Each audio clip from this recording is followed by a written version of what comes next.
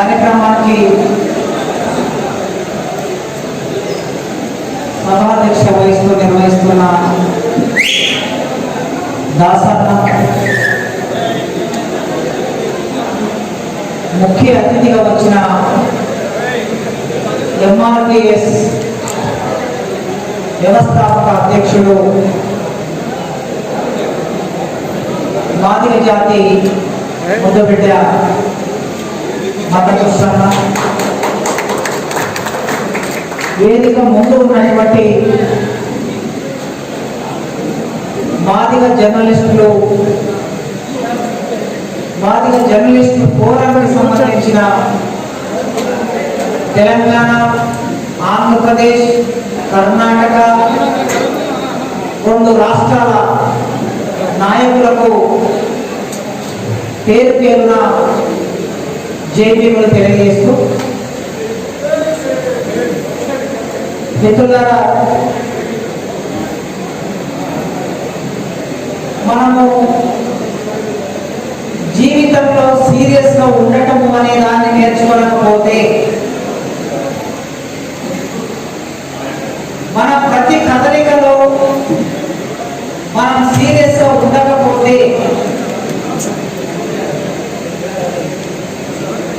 ఏమాత్రం మన కమిట్మెంట్ దెబ్బతిన్నా,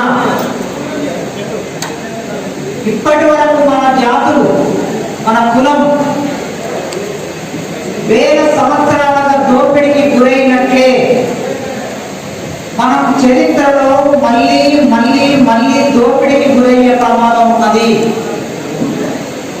ఒక్కరోజు సమయం అనేది మనకంతా మన జీవితంలో ఈ ఆదివారం ఒకవేళ మీరు ఇంట్లో ఉంటే సినిమా చూస్తూనో, పిల్లలతో కాసేపు గడుపుతూనో, కుటుంబంతో గడుపుతూనో, లేదా ఇంకేదైనా కార్యక్రమం, బంధువులలో ఏదైనా కార్యక్రమం ఉంటే వెళ్ళటంలో జరిగే. కానీ ఈ జాతి కోసం, ఈ కులం కోసం వేల సంవత్సరాలుగా దగపడ్డ మన సమూహం కోసం మనం ఒకరోజు కేటాయించుకోవటం అనేది మనకంత కష్టమైన పని కాకూడదు. మీరు ఇదే ఒక రెడ్ల సభలో, వెలమ సభలో, బ్రాహ్మణ సభలో చూస్తే సభ ముగిసే వరకు ఒక్కడు కూడా లేవకుండా ఎట్లా కూర్చొని ఉంటారో మీరు రిపోర్టర్లుగా నాకన్నా ఎక్కువ మీకే తెలుసు.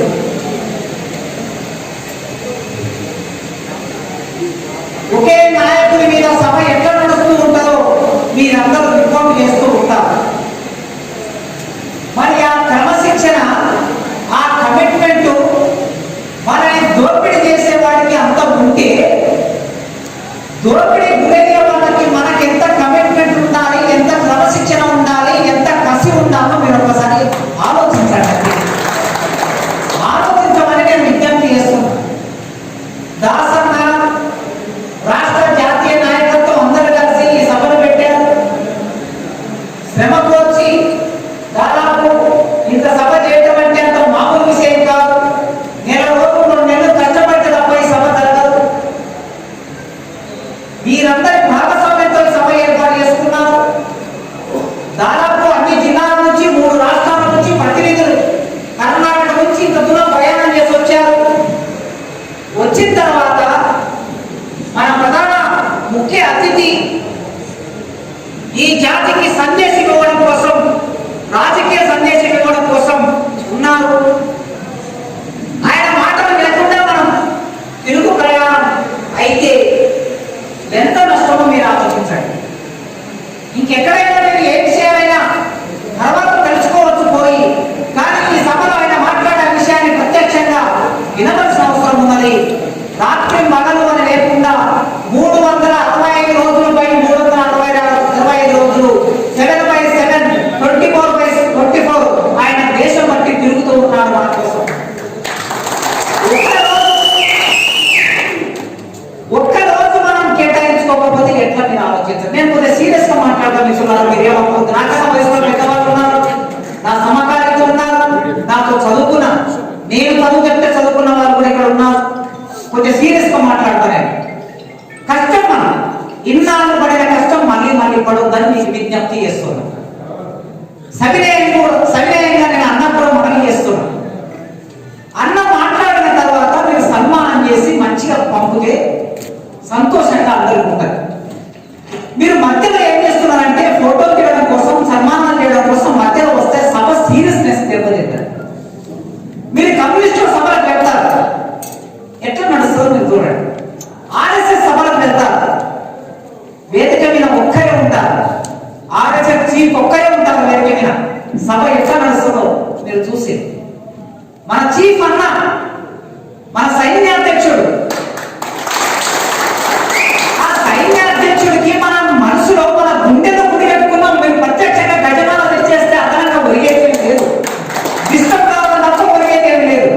నీ గుండెలో పెట్టుకో నీ ప్రేమని, ఈ వ్యక్తీకరణ గుండెలో పెట్టుకొని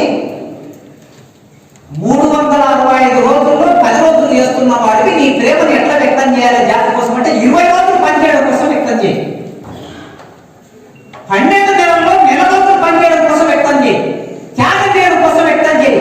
నీకు వచ్చిన సంపదలో కాస్త సమాజానికి ఇవ్వడం కోసం వ్యక్తం చేయి నీ ప్రేమని. అన్న సంతోషపడతారు, జాతి సంతోషపడతారు. ఆలోచించండి. నేను జస్ట్ మీకు సవినయంగా మనవి చేస్తున్న పెద్దవాళ్ళని. మిత్రులారా, ఈ దేశంలో నా మాటగా జర్నలిస్టులు, నా అన్నలు, నా తమ్ముళ్ళు, నా మాటగా జర్నలిస్టులు తల వంచుకొని చిల్లులు పడిన గొడుగు కింద తల వంచుకొని చెప్పులు ముడిచి ఆడే రంపెంతో చెప్పులు ముడిచే నా కులపు జర్నలిస్టులు ఇవాళ కలం తన చేతుల్లోకి వచ్చి కలంతో ఈ సమాజాన్ని శాసించడం కోసం వచ్చిన మీ అందరికీ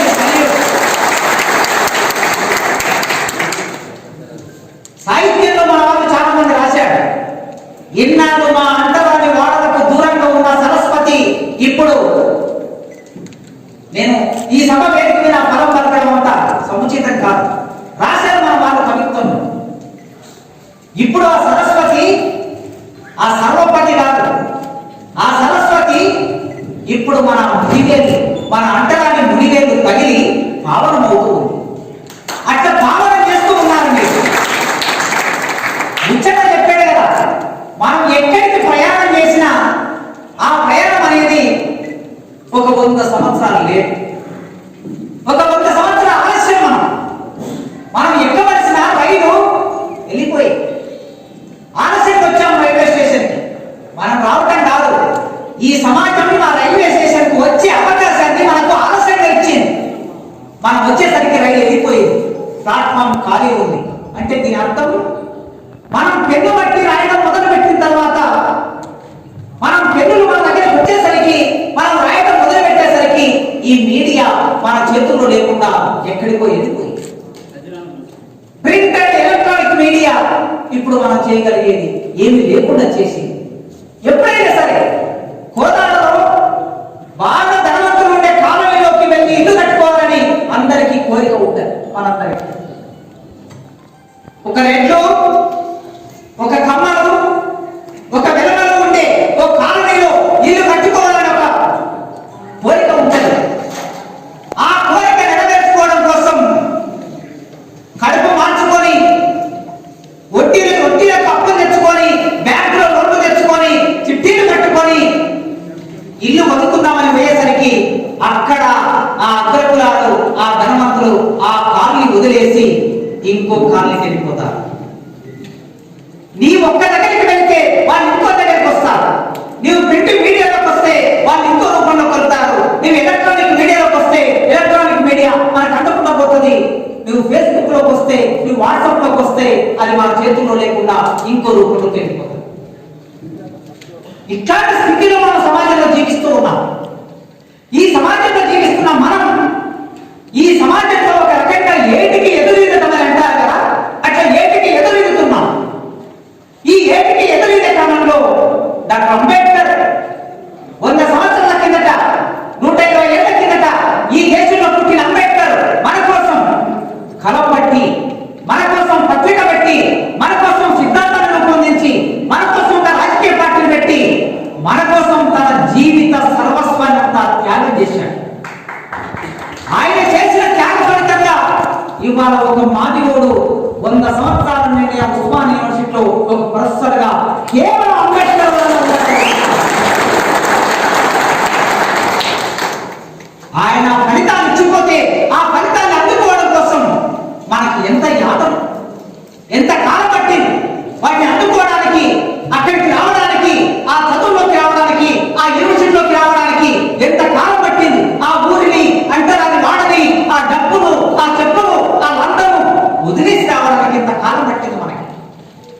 ఇక్కడ మనమంటే మన గురించి మనం ఆలోచిస్తున్నామంటే ఈ మొత్తం సమాజ విముక్తి గురించి ఆలోచిస్తున్నామని అర్థం. ఎన్నడూ మన గురించి మనం ఆలోచించలేదు మిత్రులారా. మన పుట్టుకనే అట్లాంటిది కాదు. మన పుట్టుక స్వార్థపూరితమైన పుట్టుక కాదు. మన కులం స్వార్థపూరితమైన కులం కాదు. మనం లేకపోతే ఈ సమాజ నిర్మాణం పుట్టుబడుతుంది. గురం చేస్తున్నాడు, వారి రెక్కల కష్టంబు లేనినాడు, వారి రెక్కల కష్టంబు లేనినాడు సస్యరమ పండి గురకింత సంశయించు, ప్రపంచములకు భోజనం కూబెట్టు వారికి భుక్తి లేదు. మనం ఈ ప్రపంచానికి భోజనం పెట్టాం, అన్నం పెట్టాం, కానీ మనకు భుక్తి లేదు. ఈ సమాజ రథం మొత్తం నడవడానికి మనం కారణం. మాదిగానే లేకపోతే, ఆ పదం లేకపోతే, ఆ కులం లేకపోతే ఈ సమాజం సరిగ్గా నిర్మాణమై ఉండేది కాదు, ఈ సమాజం సరిగ్గా నడిచేది కాదు. అందుకోసమే అప్పు వడ్డరి సుమి భారతావని, అప్పు వడ్డరి సుమి భారతావని వారి సేవకు వాడు ఇక్కడ మాదిగవాడు, చెప్పు పుట్టినవాడు. వారి సేవ కోసం ఈ దేశం మొత్తం అప్పు వడ్డది. ఎన్ని సంవత్సరాల సేవ చేసినా ఈ దేశం తన రుణాన్ని తీర్చుకోలేదు. ఎందుకు అంటే గౌడ్లాయన కళ్ళు గీయాలంటే కళ్ళు గీయడానికి కావలసిన ఒక ఆయన ఎక్కడానికి కావలసిన తాళ్ళను తయారు చేయాలంటే, ఆ తాళ్ళను కట్టడానికి కావలసిన తోలు కావాలంటే మనం లేకపోతే అది తయారు కాదు. చెట్టు ఎక్కలేడు, రొట్టి దింపలేడు. రొట్టి దింపిన తర్వాత ఆ కళ్ళు ఒక దగ్గర నుంచి మరో దగ్గరికి తీసుకెళ్లాలంటే తోలుతో తిత్తిని తయారు చేసుకోవాలి. తోలు తిత్తిలో కళ్ళు మోసాడు. మనం లేకపోతే బాపరైన జడ్యం ముడిపడదు. మనం లేకపోతే రెడ్డి అయినా చెప్పులు తొడగలేడు. సబ్బండ కుల, సమస్త భక్తుల సబ్బండ కుల, ఎవరు నడవాలన్నా ఎవరు కదలాలన్నా మనం ఈ సమాజంలో భాగమయ్యాం. ఈ సమాజంలో భాగమై ఇంతమందికి సేవ చేసిన మనం చిట్టది వరకు అంటగారి వాళ్ళ ముద్దపడి మనం ఎక్కడికి వెళ్ళాం, ఊరికి దూరంలో ఉన్నాం, అయినా అవమానాన్ని భరించాం. అందుకే ఈ సమాజ గమనంలో, ఈ సమాజ విముక్తిలో భాగం కావాలని మనం వచ్చినప్పుడు, మొదలు మన విముక్తి కోసం మనం ముందుకు రావాలనుకున్నప్పుడు ఈ దేశంలో ఎన్నో ఉద్యమాలు జరిగాయి. సంఘ సంస్కరణ ఉద్యమాలు జరిగాయి, కుల ఉద్యమాలు జరిగాయి, విప్లవ ఉద్యమాలు జరిగాయి, రైతు ఉద్యమాలు జరిగాయి, కార్మిక ఉద్యమాలు జరిగాయి. కానీ అట్టడుగున ఉండే మనిషి కోసం ఆలోచించాలని, ఆ మనిషికి కొన్ని హక్కులు కావాలి, రాజ్యాంగం ఇచ్చిన కొన్ని హక్కులు కావాలనుకున్నప్పుడు 1994లో సూర్యుడు ఉదయించినట్లు ఒక సూర్యుడు ఈ దేశంలో, ఈ కులంలో మందపుష్టన్న రూపంలో ఆ ఉదయం, ఆ వేకువ కొన్ని వేల మంది జీవితాల్లో మార్పు తీసుకొచ్చింది. ముచ్చని అన్నాడు కదా, ఇక్కడ నీళ్లు పోస్తే ఆ నీళ్ళు ఇక్కడనే ఉండవు. చాలా మంది అనొచ్చు, 25 ఏళ్ల కాలంలో ఏం సాధించారు, ఏం తెచ్చారు? ఏం తెచ్చారో చరిత్ర రాస్తారు. ఏం తెచ్చారో చరిత్ర ఖచ్చితంగా మౌనంగా ఉండే చరిత్ర అది రికార్డు చేస్తూనే ఉంటుంది. నీళ్లు ఇక్కడ వస్తే ఇక్కడ ఉన్నట్లే నీళ్లు ఇక్కడ వచ్చి తన చలనంలో భాగంగా ఎంత దూరం వెళ్ళగలిగితే అంత దూరం భూమిని తడుపుకుంటూ వెళ్తుంది, బట్టను తడుపుకుంటూ వెళ్తుంది, బండ మీద పారుతూ పోతుంది. అది నీరు లక్ష్యం. ఉద్యమం ఒక చోట మొదలైన ఉద్యమం ఇదిగో ఏం చేసింది? 500 మంది 3 రాష్ట్రాల జర్నలిస్టుల్ని ఇక్కడికి సమీకరించగలిగింది. అక్షరాల కనీసం ఒక 20-25 వేల మందికి ఏబిసిడి వర్గీకరణ ద్వారా 20-25 వేల మందికి ఉద్యోగాలను కల్పించింది. అట్లా ఉద్యోగాల్లోకి వచ్చినటువంటి ప్రొఫెసర్ కాసిం, మాదిగ కాసిం ఆ ఉద్యోగంలోకి రాకపోతే, ఆ సామాజిక బోధనలు లేకపోతే ఇవాళ నా మాటకు విలువ ఉంటారా? ఒక ప్రొఫెసర్ కనుక నాకుండే సామాజిక బోధన వలన ఇవాళ నేను మాట్లాడగలుగుతుంటే ఈ సమాజం వింటుంది, గౌరవిస్తుంది, గుర్తింపునిస్తుంది. మరి అక్కడికి నేను రావడానికి ఈ ఉద్యమం లేకపోతే నేను ఈ చైతన్యం నాకు లేదు. ఎన్ని ఉద్యమాలు జరిగినా నా ఉద్యమం నాది, నా కడుపులో నుంచి, నా తల్లి పేగుబండ నుంచి వచ్చిన ఉద్యమం వలన నేను పొందిన చైతన్యం, మీరు పొందిన చైతన్యం, మనమందరం పొందిన చైతన్యం ఇవాళ ఈ రాష్ట్రంలో ఈ దేశంలో తలెత్తుకొని నిలబడ్డది. మందకృష్ణ మాదిగ జైలుకి వెళ్ళాడు, కాసిం మాదిగ జైలుకి వెళ్ళాడు. ప్రభుత్వం దగ్గరికి వెళ్ళలే. ఎవరు ప్రభుత్వం దగ్గర ఉన్నారో మీకు తెలుసు. తెలంగాణ ఉద్యమంలో మనమే ప్రతిపక్షం, తెలంగాణ వచ్చినాక మనమే ప్రతిపక్షం. ఆ ఆత్మగౌరవం ఎక్కడి నుంచి వచ్చింది?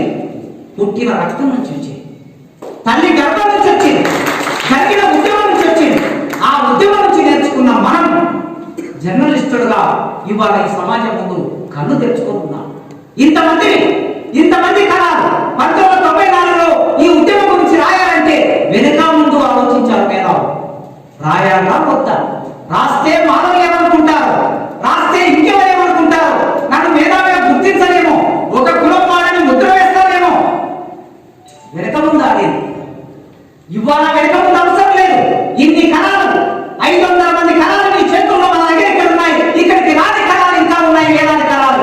ఈ కళలన్నీ నాయకం మొదలు పెట్టి ఈ చరిత్ర, ఈ భారతదేశ అగ్రకుల చరిత్ర మన రచనతో, మన అక్షరంతో భావం అవుతుంది కావాలి.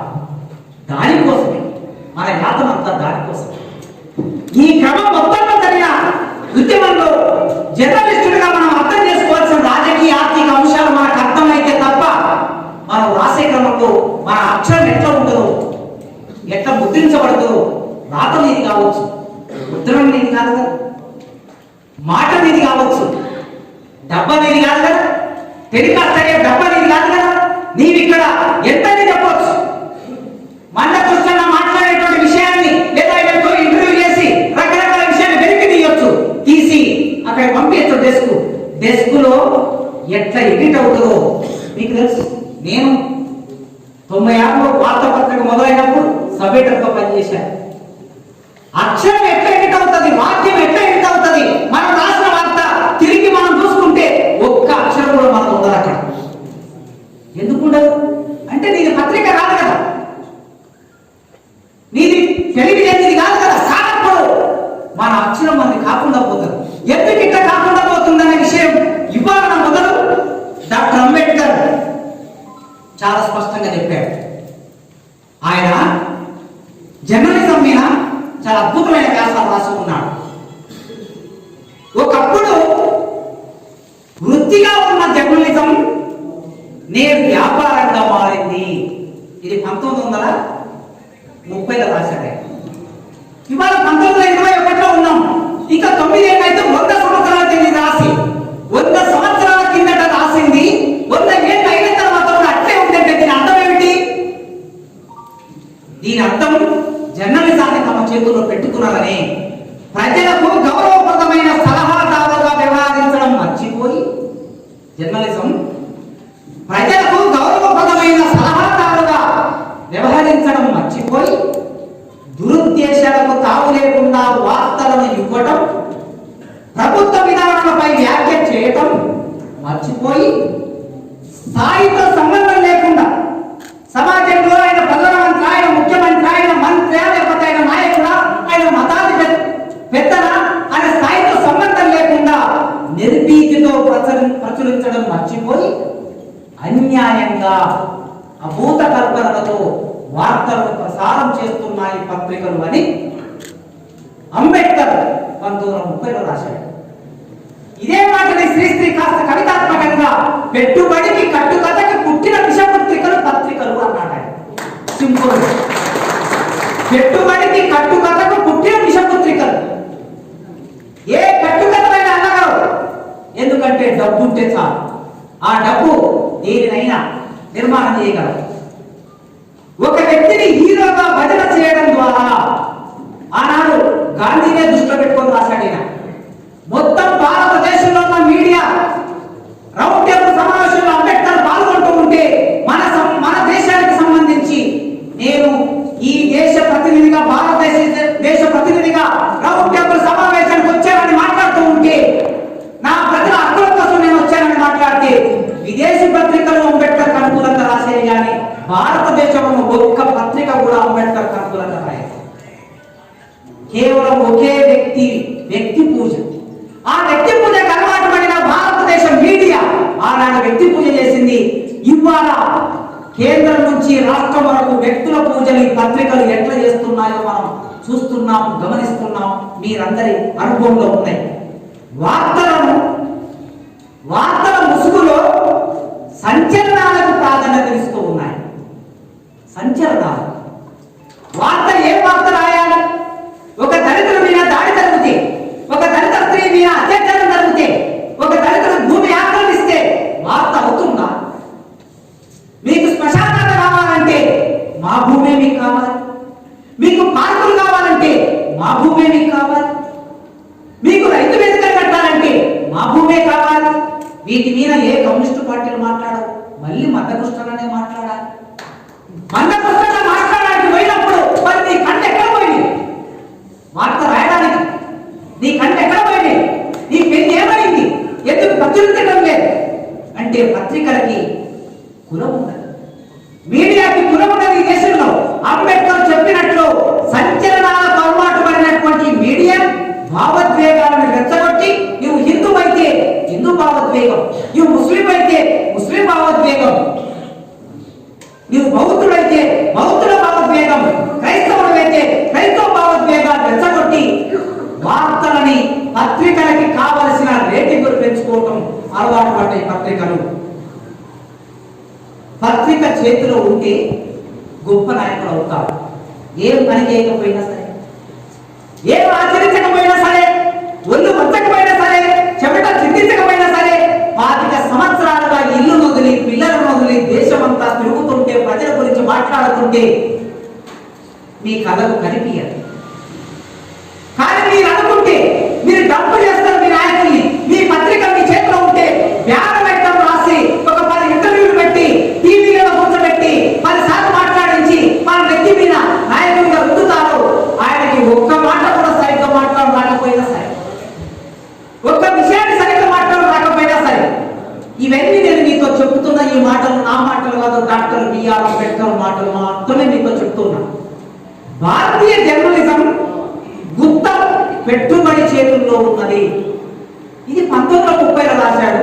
2020లో కూడా భారతీయ జర్నలిజం రైతులు, ఈ దేశంలో రైతులు, మనకి పిడికలు అన్నం పెట్టే రైతులు రోడ్ల మీదకి వచ్చి ఇన్ని నెలలుగా వాళ్ళు ఉద్యమం చేస్తుంటే ఈ దేశ పత్రికలు, ఈ దేశ టీవీలు ఏం చేస్తున్నాయి ఆలోచించారా?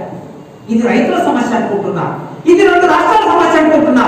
రేపు గుత్త సంస్థలు అక్కడికి వచ్చి చేరితే, గుత్త సంస్థలు మొత్తం పంటనంతా తమ చేతిలోకి తీసుకుంటే కందులని, రాగులని, సజ్జలని, జొన్నలని, పత్తిని, వరిని మొత్తం గుత్త సంస్థలు కొనేసి, టమాటాలు, కూరగాయలని కొనేసి ఒక దగ్గర డంప్ చేసి మార్కెట్లో ఏమీ లేవని ప్రచారం చేస్తారు. 10 రూపాయలు ఉన్నదాన్ని 100 రూపాయలకు పోయిన తర్వాత అప్పుడు అక్కడ నుంచి రిలీజ్ చేస్తారు. 10 రూపాయలకు కూడా ఒక వస్తువును పోయి వస్తువు 100 రూపాయలు కొంటున్నామంటే ఈ బాధ, ఈ భారం నీ మీద, నా మీద, మనందరి మీద పడుతుంది. ఇది కేవలం రైతుల సమస్య కాదు. కానీ విషయాలు ఎవరున్నాయా? వార్తల వెనక కొన్ని కథనాలు ఉంటాయి, విషయాల వెనక కొన్ని కథనాలు ఉంటాయి. ఈ కథనాలు లేకుండా గుత్త పెట్టుబడిదారుల చేతుల్లో ఉన్న మీడియా నిజమైన సమాచారాన్ని బయటికి రాకుండా చేస్తుంది. కనుక ఈ దేశంలో ఉన్నటువంటి ఈ అగ్రకుల మీడియా స్వరూపం మీకు అర్థమైన విషయమే. అగ్రకుల మీడియాలో మీరు పనిచేస్తున్నారు, దోపిడీ వర్గాల మీడియాలో మీరు పనిచేస్తున్నారు. పనిచేస్తున్నప్పుడు మనకు అవసరమైన అవకాశం దొరికినప్పుడల్లా మన బాధని, మన యాత్రని మనం వార్త ద్వారా పంపిణీ చేయడం కోసం, ప్రసారం చేయడం కోసం కావలసిన కమ్యూనికేషన్ ఎట్లా పెంచుకోవాలో మీరు మీ జీవితంలో మీరు ప్రయత్నం చేయండి, చేస్తారు ఖచ్చితంగా. ఇక అన్న చెప్పాడు, ఏం మాట్లాడాలన్నా జర్నలిస్టుల దగ్గర అంటే, ఇప్పుడు దేశంలో హైటెక్ యుగం నడుస్తూ ఉన్నది కదా, కార్పొరేట్ కల్చర్ నడుస్తూ ఉన్నది కదా. ఈ కార్పొరేట్ కల్చర్ నడుస్తూ ఉన్నప్పుడు కులం అనేది ఎట్లా పనిచేస్తుందో దాని మీద మీరు మాట్లాడండి అన్నాడు. భారతదేశంలో కులం అనేది ఒక అనివార్యమైన విషయం. చాలా మంది అంటారు, ఇంకెక్కడ కులం అండి, కులం గురించి ఇప్పుడు మాట్లాడతారా అనేవారు మా యూనివర్సిటీలలో ఉన్నారు. జర్నలిస్టులుగా మీ అందరికి అనుభవమే. మీతో కూడా చాలా మంది అంటారు,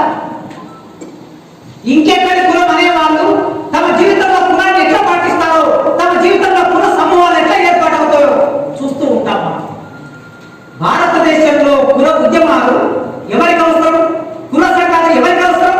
దోపిడీకి గురైన వాడికి, హక్కులు కోల్పోయిన వాడికి, మనలాంటి వాళ్ళకి కుల సంఘాలు అవసరం. కానీ వాళ్ళ మనసు కుల సంఘాల ప్రస్తావన లేకుండా రెడ్లు కుల సంఘం, వెలమల కుల సంఘం, బ్రాహ్మణ కుల సంఘం, కోమట్టు కుల సంఘం, వీళ్ళందరూ కుల సంఘాలు పెట్టుకొని పత్రికల నిండా వీళ్ళ వార్తలు రాయించుకొని ముఖ్యమంత్రుల దగ్గర, ప్రధానమంత్రుల దగ్గర, పెట్టుబడిదారుల దగ్గర వీళ్ళ కులాలకు సంబంధించిన వాటాలని, బడ్జెట్ను, భవనాలని, ఎకరాల భూమిని ఎట్లా పొందుతున్నారో మనందరం చూస్తున్నాం. మరి ఇంకెక్కడికి మన మీరు సామూహిక భవనాలను పెట్టొచ్చు కదా? ఎందుకు ఉప్పల్ భగాయంలో రెడ్లకి 10 ఎకరాల భూమి కావాలి, 20 కోట్ల డబ్బు కావాలి, 2 ఎకరాలు కావాలి, బ్రాహ్మణ భవనం ఎందుకు కావాలి, కోపట్ల భవనం ఎందుకు కావాలి? ఇది ఏమిటి? ఈ దేశంలో మనం కూడా అడగవలసింది. బంజారాయిల్స్ లో కాలం మోపడానికి అవకాశం లేని మనం బంజారాయిల్స్ లో, జూబ్లీ హిల్స్ లో గతం భూమి మనం అడగవలసింది. ఉన్న భూమి ఎంతో మీదే, ఎక్కడ మేము వస్తామని, ఎక్కడ మనం వెళ్తామనే భయంతో వాళ్ళే భవనాలు కట్టుకునే స్థితి వచ్చిందంటే కులాలు, దోపిడి కులాలు ఐక్యమవుతున్నాయి. దోపిడికి గురయ్యే కులాలు విచ్ఛిన్నమైపోయి మనం ఈ సమాజానికి, ప్రధాన స్రవంతికి దూరం అయ్యే ప్రమాదం ఏర్పడింది. కనుక ఈ హైటెక్ సమాజంలో కులం అనేది ఘనీభవించిన ఈ కులం, ద్రవస్థితిలో ఉన్న కులం ఎట్లుంటుందో చూపించండి అంటే ఇదో ఈ పేపర్ లాగా, ఇదో ఈ మైకు లాగా, ఆ సెల్ ఫోన్ లాగా కులాన్ని చూపించలేదు. అనుభవిస్తే తప్ప కుల దోపిడి ఎట్లా ఉంటుందో తెలియదు. అనుభవిస్తే తప్ప అంటదంతా ఎట్లుందో తెలియదు మనకి. ఆ అనుభవించడానికి తెలవాలి. చాలా జాగ్రత్తగా, బాలిషుడుగా హైదరాబాద్లో మెట్రోపాలిటన్ నగరాల్లో పెట్టుబడి పెట్టే దగ్గర, మంత్రి పదవి ఇచ్చే దగ్గర, కాలేజీలో సీట్ ఇచ్చే దగ్గర చాలా జాగ్రత్తగా కులం పనిచేస్తూ ఉంటుంది. దీన్ని మనం పట్టుకోవాలి, దీన్ని మనం గమనించాలి. అందరూ చూసే చూపు కాదు, ప్రత్యేకమైన చూపుతో ఒక కవి చూసినట్లు, ఒక రచయిత చూసినట్లు ప్రత్యేక చూపుతో మనం చూసినప్పుడు మాత్రమే దాన్ని పట్టుకోగలుగుతాం. హైటెక్ సమాజంలో ఉన్న హైటెక్ క్యాస్ట్ మనకు అర్థమవుతుంది. కాలనీలు ఎట్లా నిర్మాణం అవుతున్నాయండి? ఈ దేశంలో, ఈ రాష్ట్రంలో కాలనీలు ఎట్లా నిర్మాణం అవుతున్నాయి? ఈ గోదావరిలో, లేదా సూర్యాపేటలో, లేదా వరంగల్లో, లేదా హైదరాబాద్ లో కులం లేనప్పుడు బ్రాహ్మణ కాలనీలను ఎందుకు వస్తున్నాయి? ఒక అపార్ట్మెంట్ పడితే దాంట్లో ఒక 20 ప్లాట్లు, 10 ప్లాట్లు ఉంటే కేవలం ఒక ఫలానా క్యాస్ట్ కు మాత్రమే ప్లాట్లు ఎందుకు అమ్ముతున్నారు? అన్ని కులాలు ఉండొచ్చు కదా. ఒకప్పుడు ఊరిలో ఉన్నప్పుడు ఊరికి దూరంగా మానవాళిగా కుటుంబాలు వాళ్ళ ఇల్లు ఊరికి దూరంగా పెట్టారు. ఇవాళ చదువుకొని ఇంత దూరం వస్తే వాళ్ళు అదే పద్ధతిలో మనల్ని దూరంగా పెడుతూ ఉన్నారు. విద్యా వ్యవస్థ ప్రధానమైన అంబేద్కర్ ఫెడరలిజం తర్వాత అతి ఎక్కువ బాధపడింది విద్యారంగం మీద, విద్యా విధానం మీద. భారతదేశంలో ఉన్న విద్యా విధానం మనకి అందుబాటులో లేకుండా పోతూ ఉన్నది. ఆనాడు మనల్ని వేదం వింటే, చదువుకుంటే చెవుల్లో సీసం పోయండి, వింటే చదువుకుంటే నాలుక తెప్పోయండి, గుడికి బడికి దూరం చేయండి. మనం ఒక చట్టం చేశాడు, మనం చట్టం చేసి అమలు చేశాడు. అమలు చేయటం మూలంగా మనకి అక్షరాన్ని దూరం చేశారు. ఎన్నో పోరాటాల ఫలితంగా మహాత్మా జ్యోతిరావు పూలే, డాక్టర్ అంబేద్కర్ పోరాటాల ఫలితంగా, రచనల ఫలితంగా, రాజ్యాంగ ఫలితంగా మనకు హక్కులు వస్తే ఆ హక్కుల్లో భాగంగా 1970లోనో, 60లోనో, 70లోనో, 80లోనో మనం బడిలోకి వచ్చాం. 70-80 దశకాల్లో మనం బడిలోకి వస్తే బడిలో ప్రభుత్వ పాఠశాల మాత్రమే ఉన్నది. ఈ ప్రభుత్వ పాఠశాలకు మనం ఎప్పుడైతే 70వ దశకంలో, 80వ దశకంలో మనం ప్రవేశించామో అప్పుడు జాగ్రత్తగా వాళ్ళు ఏం చేశారంటే ఈ మానవాళికలు బడిలోకి చదువుకోవడానికి వస్తే వీళ్ళతో పాటు సమానంగా మనం కూర్చొని చదువుకోవాలా? చదువుకోకూడదు. కనుక మన పిల్లలు చదువుకోవడానికి ప్రైవేట్ పాఠశాలలు కావాలని చెప్పేసి 70వ దశకంలో ఆంధ్ర ప్రాంతంలో ప్రైవేట్ పాఠశాలలు మొదలై 77-78లో తెలంగాణలోకి వచ్చాయి. ఇది కులం కాదా? హైటెక్ కాలంలో మనం చదువుకునే పాఠశాలని టీచర్ లేకుండా చేసి, చెప్పాల్సింది లేకుండా చేసి, మౌలిక వసతులు లేకుండా చేసి, చాక్రీస్ లేకుండా చేసి మన బడిని కేవలం మనకు మాత్రమే పరిమితం చేశారు. ఇవాళ ప్రభుత్వ పాఠశాలలో చదువుతున్న వాళ్ళు ఎవరు అని లెక్క తీసి చూస్తే ఎస్సీలు మాత్రం చదువుతున్నారు. బీసీలో కూడా చాకలి, మంగలి, కుమ్మరి లాంటి బాగా వెనుకబడిన కులాల పిల్లలు మాత్రం మాత్రమే ప్రభుత్వ పాఠశాలలో ఉన్నారు. దాని అర్థం ఏమిటి? మానవాళిగా మనం బడిలోకి వచ్చేసరికి ఆ బడిని వదిలేసి వాళ్ళు ప్రైవేట్ పాఠశాలకు ఇచ్చారు. మనం గవర్నమెంట్ కాలేజీలోకి వచ్చేసరికి వాళ్ళు గవర్నమెంట్ కాలేజీని వదిలేసి శ్రీ చైతన్య నారాయణ కాలేజీకి వెళ్ళారు. మనం శ్రీ చైతన్య నారాయణ కాలేజీలోకి కాస్త ఉద్యోగాలు పొందిన మనం, జర్నలిస్టులైన మనం, కొంత డబ్బున్న మనం, మన పిల్లల్ని అక్కడ నేర్పించేసరికి ఇప్పుడు వాళ్ళు ఏం చేస్తున్నారు? ఏసీ కాలేజీలు, ఏసీ స్కూల్ పెట్టుకున్నారు. చాలా జాగ్రత్త. హైటెక్ కాలంలో అమలవుతున్న హైటెక్ కులం ఇది. Osmania university, Kakatiya university, Palapur university, Mahatma Gandhi university, యూనివర్సిటీలలో ఎవరు ఉంటున్నారు? ఉస్మానియా యూనివర్సిటీ 100 years కంప్లీట్ చేసుకున్న యూనివర్సిటీలో మొదటి ర్యాంకులన్నీ ఎస్సీలు, ఎస్టీలు, బీసీలు మాత్రమే ఉంటున్నారు. ఆ యూనివర్సిటీలో అభ్యర్థుల పిల్లలు ఎవరు ఉండటం లేదు కనుక ఆ యూనివర్సిటీలకు బీసీలు ఉండరు. బీసీని నియమించకపోవటమే ఒక రకమైన కుల ఆధిపత్యం, కుల వివక్ష. నిధులు ఇవ్వకపోవటమే, ఆస్తులు సరిగ్గా ఉండకపోవటమే ఏమనుకుంటున్నారంటే మంత్రులు వాళ్ళు, ఎమ్మెల్యేలు వాళ్ళు, ఐఏఎస్ ఆఫీసర్లు వాళ్ళు. ఇక్కడ చదివే పిల్లలు మాత్రం అలగార్జనం పిల్లలు. మీ అలగార్జనం పిల్లలకి ఆస్తుల్లో మరమ్మతులు ఎందుకు చేస్తాం? మీరు ఉంటే ఉండండి, వ్యాధుల బారిన పడితే పడండి, చస్తే చావండి, మాకేమిటి పట్టింపు? వాళ్ళకేం తెచ్చుకున్నారు? వాళ్ళు చదువుకోవడానికి యూనివర్సిటీలు, వాళ్ళు అమెరికా వెళ్ళారు, జర్మనీ, జపాన్, ఆస్ట్రేలియా వెళ్ళారు. వాళ్ళు ఇక్కడనే చదువుకోవడానికి ప్రైవేట్ యూనివర్సిటీ బిల్లు తెచ్చుకున్నారు. ప్రైవేట్ యూనివర్సిటీలు వచ్చాయి, వాళ్ళు ప్రైవేట్ యూనివర్సిటీలో చదువుకుంటారు. చాలా జాగ్రత్తగా విద్యా వ్యవస్థని ఇట్లా నిర్వీర్యం చేయడంలో కుల వ్యవస్థ ప్రధాన పాత్ర వహిస్తున్నది. ఇది హైటెక్ కాలంలో కనిపించకుండా నీవు దూరం ఉండు అని ఎవరన్నారు? నువ్వు నన్ను ముట్టుకోకు అని ఎవరన్నారు? కౌగులించుకుంటారు. కానీ కావలసిన అవకాశాలను లేకుండా చేస్తారు. 2, అంబేద్కర్ ఆనాడు రిజర్వేషన్ల కోసం కొట్టడానికి కూడా విద్యలో మాకు రిజర్వేషన్ కావాలి, ఉద్యోగాల్లో మాకు రిజర్వేషన్ కావాలన్నారు. ఉద్యోగాల రిజర్వేషన్ వచ్చాయి, అంబేద్కర్ ఇచ్చాడు. మనము చదువుకోనున్నాను, మనం బీఈడి చేయనంత కాలం, మన గ్రూప్ 1 రాయనంత కాలం, మన గ్రూప్ 2 రాయనంత కాలం, మనం సివిల్ సర్వీస్ రాయనంత కాలం ప్రభుత్వ ఉద్యోగాలన్నీ వాళ్ళే చేశారు. మన పిల్లలు ఎప్పుడైతే ఈ ఉద్యోగాలకి రావడం మొదలు పెట్టారో వాళ్ళు ఏం చేశారు? మీరు ఐఏఎస్ ఆఫీసర్లు అయితే, మీరు ఐపీఎస్ ఆఫీసర్లు అయితే, మీరు గ్రూప్ 1 ఆఫీసర్లు అయితే, మీరు ఎంఆర్ఓలు అయితే మీ కింద వచ్చి మేము అగ్రకులాలు మీ దగ్గర కూర్చొని మేము పని చేయించుకోవాలా? అవసరం లేదు. కనుక ప్రభుత్వ ఉద్యోగాలు లేకుండా ఎందుకు పోయాయి ఆలోచించండి. హైటెక్ కాలంలో ప్రభుత్వమే చాలా జాగ్రత్తగా కుల వివక్షని అమలు చేస్తుంది కనుకనే ఇవాళ మన పిల్లలు చదువుకొని ముందుకు వచ్చిన తర్వాత మనకి ప్రభుత్వ ఉద్యోగాలు లేవు. అమెరికా వెళ్ళలేము, ప్రైవేట్ కంపెనీ పెట్టుకోలేము, పెట్టుబడి మన దగ్గర లేదు, గౌరవంతో ఉండాలనుకుంటే డబ్బు ఉండదు, ఇవన్నీ అటు వెళ్తే ప్రభుత్వ ఉద్యోగం దొరకదు. కనుక చదువుకున్నాం, డిగ్రీ మన చేతుల్లోకి వచ్చింది, కావాల్సిన అవకాశాలు మాత్రం దొరకవు. ఇది ఒక రకమైన కుల వివక్ష. మేము ఈ మధ్య ఒక సర్వే చేశాం. మా ఉస్మానియా యూనివర్సిటీ పక్కన అప్సిగూడ అని ఒక పట్టణం ఉంటుంది, మీ అందరూ తెలిసి ఒక కాలనీ ఉంటుంది అప్సిగూడ. ఈ అప్సిగూడ కాలనీ జూబ్లీ హిల్స్, బంజారా హిల్స్ తర్వాత డీడీ కాలనీ, అప్సిగూడ కాలనీ కాస్త బాగా పాలిష్ వర్గాలు ఉండేటువంటి కాలనీ. ఈ కాలనీలోకి ఏం చేస్తున్నారంటే మన వర్గాలు, మన ఇంజనీర్, విద్యుత్ ఎలక్ట్రిసిటీలో పనిచేసే మన ఇంజనీర్, ప్రొఫెసర్లు పనిచేసే ఉస్మానియా ప్రొఫెసర్లు పనిచేసే మన వాళ్ళు, వీళ్ళందరూ ఏం చేస్తున్నారు? ₹1 అయినా సరే పెట్టి బ్యాంకులో తీసుకొని అప్సిగూడలో ఇల్లు కట్టుకోవడం మొదలు పెట్టారు, అపార్ట్మెంట్లు తీసుకోవడం మొదలు పెట్టారు. మొదలు పెడితే ఆ అప్సిగూడలో ఒకప్పుడు ధనవంతమైనటువంటి కుటుంబాలు అన్ని ఉండేవి. ఇప్పుడు వాళ్ళు ఇల్లు అమ్ముకొని వాళ్ళు ఎక్కడ పోతున్నారంటే గేటెడ్ కమ్యూనిటీస్ లోకి వెళ్తున్నారు. ఎందుకు ఇట్లా జరుగుతుందని మేము ఈ మధ్య ఒక సర్వే చేసాం. ఎంతమంది ఇక్కడ ఇల్లు అమ్ముకొని వెళ్ళారు అని చూస్తే దాదాపుగా ఒక 30 నుంచి 40% ఇల్లు అమ్ముకొని పోయారు. ఇంకొక 20% అమ్ముకోవడానికి సిద్ధంగా ఉన్నారు. మనం ప్రవేశించిన తర్వాత ఆ కాలనీ ఎస్సీలు, ఎస్టీలు వచ్చాక ఇక వాళ్ళు ఉండదలుచుకోలేదు. దీన్ని ఏమంటారు? మనం ఏమనుకుంటామంటే బయట మనకి డబ్బు ఉంది కనుక పెళ్లి అక్కడ కట్టుకుంటున్నారు. మరి డబ్బు ఉంటే ఇక్కడ కూడా కట్టుకోవచ్చు కదా. ఇక్కడ 500 గజాలు, 1000 గజాలు, 500 గజాలు ఆక్రమించుకున్నారు ఎప్పుడో యూనివర్సిటీ భూములు అవన్నీ. మరి ఇక్కడే కట్టుకోవచ్చు కదా. ఇక్కడ మనం వచ్చాం కనుక మనల్ని ఉండొద్దని అనలేదు కదా, మనం వెళ్ళిపోమని అనలేదు కదా.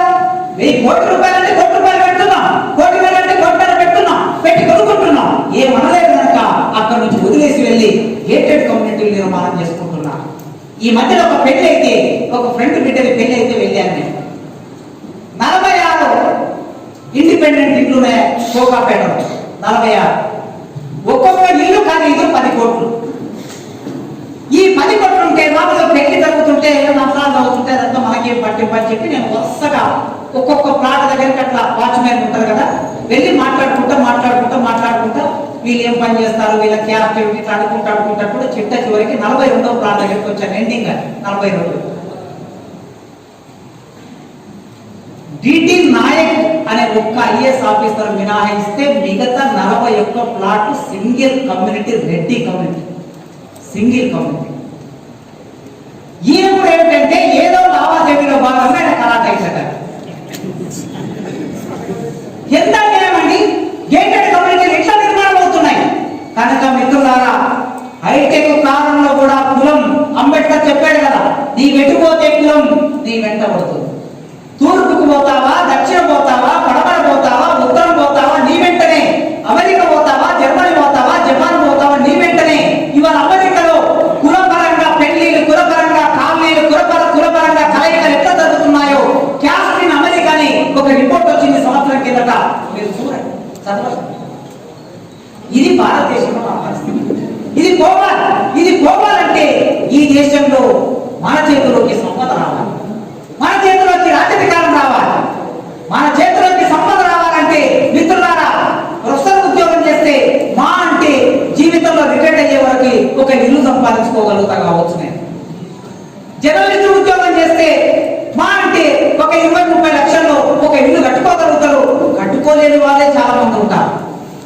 పిల్లలకి ఫీజు కట్టడం, రెంట్ కట్టడం, ఆరోగ్యాలు పాడైతే హాస్పిటల్ ఖర్చు పెట్టుకోవడం, దీనికే జీవితం అంతా సరిపోతుంది. మళ్ళీ మనకు చాలా రకాల కస్టమ్స్ ఉన్నాయి కదా, పెళ్లిళ్ళకి ఖర్చులు, పేరంటాలకి ఖర్చులు, పెద్ద మనిషి అయితే ఖర్చులు, బర్త్డేలు అయితే ఖర్చులు, ప్రతిదానికి ఖర్చు పెట్టి ఒక ఆలోచన విధానాన్ని మనం మెదడులో దించారు. మీరు ఆలోచించండి మిత్రులారా, ప్రతి పైసా నేను ఎన్నడూ చెప్పలేదు. ఇవాళ నేను ఈ విషయాన్ని చెప్పదలుచుకున్నా. డబ్బును డబ్బుగా మార్చడం నేర్చుకోండి. డబ్బుగా మార్చడం ఎట్లా నాకు తెలియదు. 17 సంవత్సరాలకి నేను ఉద్యోగంలోకి వచ్చి నాకు ఒక ఇల్లు లేదు హైదరాబాద్ లో. 17 సంవత్సరాలు అయింది. నిజంగా డబ్బుగా మారిస్తే కనీసం ఒక 2-3 ఇల్లు కొనుక్కోగలిగిన స్థాయిలో ఉండేవాడిని ఉద్యోగస్తులు. మనకు తెలియదు, ఆ విధం లేదు. సమాజంలో తిరిగి ఉద్యమాలు చేసి ఇట్ట ఖర్చు పెట్టడం, అట్ట ఖర్చు పెట్టడం, ఇటుకోవడం అనుకోవడం తెలుసు. నేను జైలుకు వెళ్తే నా కుటుంబం రోడ్న పడితే, మందకృష్ణ లేకపోతే, నా అన్న నాకు లేకపోతే నా కుటుంబం పరిస్థితి ఏమిటి? నా కుటుంబానికి మానసికమైన ధైర్యం ఇచ్చి నా భార్యకు చెల్లి నేనున్నా, తమ్ముడిని తీసుకొచ్చే బాధ్యత నాకు. మీరు లేకపోతే, నా జర్నలిస్టులు, నా కులం జర్నలిస్టులు మీరు లేకపోతే, ప్రెస్ క్లబ్ లో మీటింగ్ పెట్టినప్పుడు, సుందరజ్ఞాన కేంద్రం మీటింగ్లు పెట్టినప్పుడు, ఉస్మానియాలో మీటింగ్ పెట్టినప్పుడు, మొత్తం 2 తెలుగు రాష్ట్రాల్లో మీరు లేకపోతే, నా వార్తలు మీరు రాయకపోతే, ఈ ప్రపంచంలో నేను ప్రచారం కాకపోతే నా పరిస్థితి ఏమిటి? నా వాళ్ళు ఉన్నందుకే నన్ను రక్షించుకున్నారు. నా వాళ్ళు లేకపోతే నా పరిస్థితి ఏమిటి? ఆలోచించండి. వేడికి పైసలు పెట్టాలంటే, తిండికి పైసలు పెట్టాలంటే, 6 నెలలు జీతం లేకపోతే, జీతం వస్తే తప్ప బతకలేని కుటుంబం. అయ్యా అమ్మ సంపాదించింది ఏమి లేదు కదా. కనుక వ్యక్తులారా, నేను అందుకే ఇదే చెప్తున్నా ఇప్పటి నుంచి. 10 రూపాయలు వచ్చినా, 100 రూపాయలు వచ్చినా, 1000 రూపాయలు వచ్చినా, 10,000 వచ్చినా మీరు దాన్ని పెట్టుబడిగా పెట్టడం నేర్చుకోండి. అనవసరమైన తాగుడుకు ఖర్చు పెట్టకండి. మీరు ఒక వారంలో ఎంత తాగుతారో అర్థం చేసుకోండి. ఒక వారంలో తాగుడుకి ఎంత ఖర్చు పెడతారు? ఒక వారంలో పెళ్లిలకు, పేరెంటాలకు వెళ్ళి ఎంత ఖర్చు పెడతారు? పార్టీలకు ఎంత ఖర్చు పెడతారు? ఆలోచించండి. ప్రతి పైసా మనం దోపిడీకి గురవుతున్నాం. ఒక కొబ్బరికాయ కొంటే ఒక వ్యాపారస్తుడు బతుకుతాడు, ఊది బత్తీలు కొంటే వ్యాపారస్తుడు బతుకుతాడు, బెల్లం కొంటే వ్యాపారస్తుడు బతుకుతాడు. మన ఇంట్లోకి నేరుగా వచ్చేది ఏమీ లేదు. ఈ ఏ పండుగ చేసినా అది అల్టిమేట్ గా డబ్బంతా మర్యాద చేతిలోకి పోతుంది, రిలయన్స్ చేతిలోకి పోతుంది, లక్ష్మి మిట్టల్ చేతిలోకి పోతుంది. 1856లో దాదాపు అయిన రోజు ఆయన ఇంగ్లాండ్ పోయి తిరిగి గుజరాత్ వచ్చాడు. ఆయన గుజరాత్ వచ్చి ఏమన్నాడో తెలుసా? అప్పటి వరకు ఇక్కడ ఉన్న గుజరాత్ స్టేట్లకి డబ్బుగా మార్చడం తెలియదు. వాళ్ళకి తెలిసిందల్లా ఏమిటంటే 50 పైసలు, 25 పైసలు వివరం తెలుసు వాళ్ళకి. ఆయన అక్కడికి వెళ్ళి ఇంగ్లాండ్ పోయి అర్థశాస్త్రం చదువుకొని తిరిగి ఇక్కడికి వచ్చి ఏం చెప్పాడంటే, నీకు 25 పైసలు మిత్తి ఇస్తే 25 పైసలు వస్తాయి, లేదా 50 పైసలు వస్తాయి. ఎన్ని సంవత్సరాలు ఇక్కడ మిత్తి ఇచ్చుకుంటూ పోతే ఎంత డబ్బు వస్తుంది కనుక దాన్ని పక్కన పెట్టండి, మిత్తికి ఇవ్వడం పక్కన పెట్టి మీరు పరిశ్రమ పెట్టడం మొదలు పెట్టండి. మీరు బ్రిటిష్ ప్రభుత్వంతో వాళ్ళ వస్తువులు తీసుకొచ్చి ఇక్కడ అమ్ముతుంటే ఆ వస్తువులు మీరు కొనండి, తిరిగి వస్తువులతో మీరు వ్యాపారం చేయండి అని గుజరాత్ లో సేట్లకి బనియాలకి వ్యాపారం చేయడం ఎంతనో నేర్పాడు. కనుక ఇవాళ గుజరాత్ వ్యాపార వర్గం మొత్తం దేశానంతా తమ చేతుల్లో పెట్టుకున్నారు. ఇది 1857లో చెప్పాడు ఆయన. కనుక వాళ్ళు ఈ దేశాన్ని ఏలుతున్నారు. ఈ విషయం మనకి ఎవరికి తెలియదు. డబ్బు మాత్రం మనకు తెలియదు. ఇవాళ ఒక పార్టీ నడుస్తున్నది, ఈ పార్టీ నిలబెట్టాలంటే డబ్బు లేకపోతే ఎక్కడ నిలబెడతారు? మనమే ఎక్కడో వెళ్ళి ఉద్యోగం చేసే బదులు, అక్కడ మీడియా దగ్గర పనిచేసే బదులు మనమే ఒక మీడియా పెట్టాలంటే మన దగ్గర డబ్బు ఉండాలి. కనుక మిత్రులారా, విలాసాలకి ఖర్చు పెట్టకండి, అనవసరంగా ఖర్చు పెట్టకండి. మన స్వయం మన కాళ్ళ మీద మనం నిలబడేటట్టు మీరు తయారు కాండి. మన మిత్రులకు చెప్పండి. ఇట్లా చెప్తూ పోతే కనీసం ఒక 10-15 సంవత్సరాల కాలంలో, ఒక 20 సంవత్సరాల కాలంలో మన సమాజానికి అవేర్నెస్ వస్తుంది. ఈ మాట డబ్బు సంపాదించాం అని చెప్పడం అనేది నా జీవితంలో 25 సంవత్సరాల కాలంలో నేను ఎన్నడూ చెప్పలే, ఇవాళ చెప్తూ నా దగ్గర PhD స్కాలర్ జేఆర్ఎఫ్ ఫెలోషిప్ వస్తే ఒక 2 సంవత్సరాల కాలంలో 10 లక్షలు వచ్చాయి. ఆ పిల్లవాడికి 10 లక్షలు వస్తే సార్ నేను ఇల్లు కట్టుకుంటా సార్, మా ఇల్లు బాగలేదన్నాడు. సరే చూద్దాంపా నీ ఇల్లు ఎట్లుందో అని చెప్పి ఒక రోజు ఇంటికి వెళ్ళిన, భోజనం చేసి వచ్చిన. ఇల్లు 2 రూములు ఉన్నాయి, రేకుల ఇల్లు ఉంది, మంచినే ఉంది. బాబు, ఈ దేశంలో దళితులు బీసీలు అందరికన్నా మీ ఇల్లు చాలా బాగుంది. 30-40% మంది ప్రజల కన్నా మీ ఇల్లు చాలా బాగుంది. ఈ 10 లక్షలు వెళ్ళి ఇదే కందుకూరు టౌన్ లో ఒక 150 గజాల భూమి కొను. 6 నెలల తర్వాత 10 లక్షలు 20 లక్షలు అయితే 15 లక్షలు అయితే చెప్పాను. భూమి కొన్నాడు, 2 నెలలు అయింది, 10 లక్షలు పెట్టాడు. ఇప్పుడు 15 లక్షలకి రేటు మార్కెట్ వచ్చింది. ఎట్లొస్తాయండి 5 లక్షల రూపాయల భూమికి? రావు కదా. 5 లక్షలు సంవత్సరం అంతా పనిచేస్తే 5 లక్షలు ఒక ప్రొఫెసర్గా నాటి మీరు ఎట్లొస్తాయి? కనుక మిత్రులారా, మీరు ఆర్థికంగా మన సమాజాన్ని ఆర్థికంగా పరిపుష్టి చేయడం చాలా ముఖ్యం.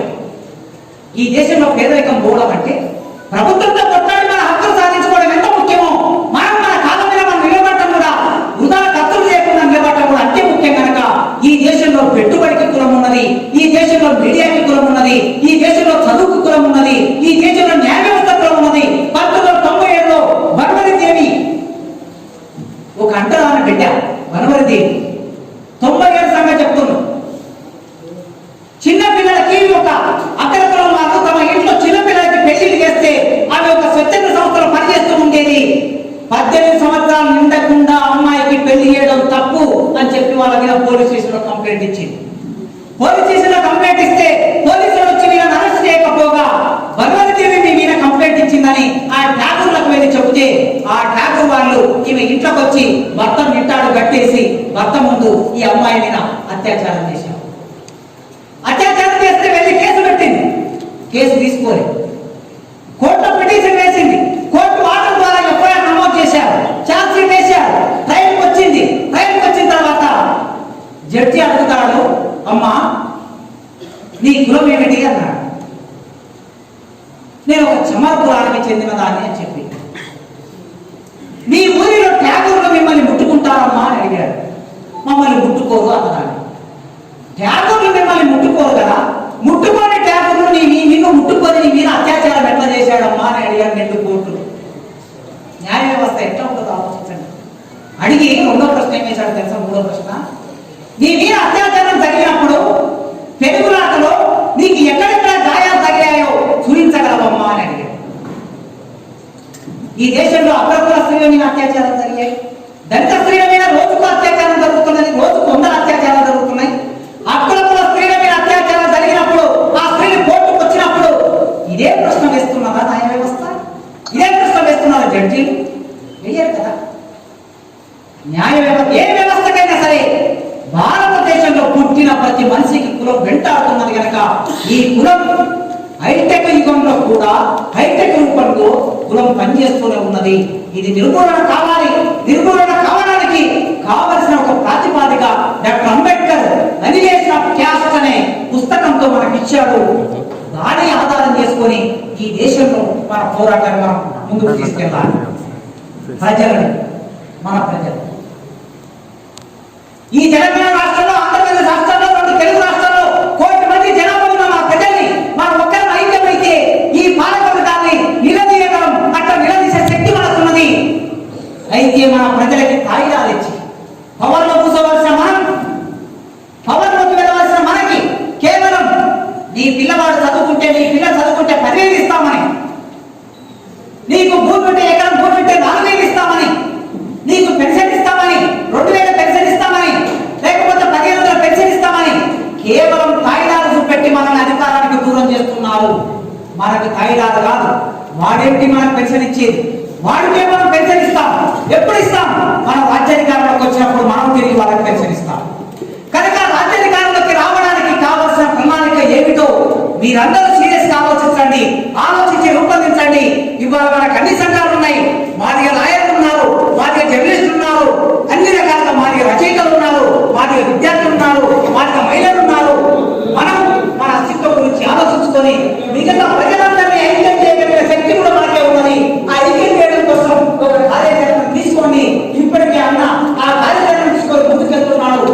ముందుకెళ్తున్న క్రమంలో ఒకవైపు ప్రజల చైతన్యం చేస్తూ, మరోవైపు జర్నలిస్టుగా మన పాత్ర నిర్వర్తిస్తూ మనం ముందుకెళ్ళినప్పుడే ఖచ్చితంగా మనం కోరుకున్న కోరిక, మనం ఆశించిన ఆశయం మాస్టర్ కీ అనేది ఆల్ డోర్స్ ని ఓపెన్ చేయడానికి పెట్టుబడినైనా, మీడియానైనా, విద్యనైనా, సంస్కృతినైనా, పొలిటికల్ పవర్ ఏ డోర్నైనా సరే ఓపెన్ చేయాలంటే ఆ పొలిటికల్ మాస్టర్ కీ మన చేతిలో ఉండాలి. కనుక దానికోసం కావాల్సిన ఆ ప్రాతిపాదిక మొదలై ముందుకు సాగుతున్నది. ఆ ముందుకు సాగే క్రమంలో నైపుణ్యాన్ని పెంపొందించుకోవాలి. రాసే ప్రతి అక్షరం విలువైంది. అక్షరం అవసరం లేని వాడు ఎన్ని వృధా అక్షరాలు రాసినా నాకు సంబంధం లేదు, వారికి ఏం నష్టం లేదు. కానీ మనం రాసే ప్రతి అక్షరం భద్రంగా ఉండాలి. మనం రాసే ప్రతి అక్షరం అర్థవంతంగా ఉండాలి. మనం రాసే ప్రతి అక్షరం మన ప్రజల జీవితానికి సంబంధించిందై ఉండాలి. ఫిలాసఫీలో దృక్గోచరం అని ఒకటి ఉంటుంది, అంతఃశాలం అని ఒకటి ఉంటుంది. కంటికి కనిపించేదంతా నిజం కాదు మిత్రులారా. వార్తలో మనకు కనిపించేదంతా నిజం కాదు. వార్త వెనుక ఉండే నిజమేంటో అర్థం చేసుకోవడానికి మీరు ప్రయత్నం చేయండి. అట్లా ప్రయత్నం చేసే క్రమంలో మీ వెంట ఒక టీచర్గా, మీ బిడ్డగా, మీ తమ్ముడిగా, మీ అన్నగా తప్పనిసరిగా మీరు చేసే ప్రతి కార్యక్రమంలో మీతో భాగస్వామ్యం అవుతారని, మీ ఎంట ఉంటారని కోరుకుంటూ నన్ను ఇక్కడికి పిలిపించి మీతో నా అభిప్రాయాన్ని పంచుకునే అవకాశం కల్పించిన మీకు పేరు పేరున జైబీమును తెలియజేస్తూ, ఉద్యమాభినందనలు తెలియజేస్తూ ముగిస్తున్నాను.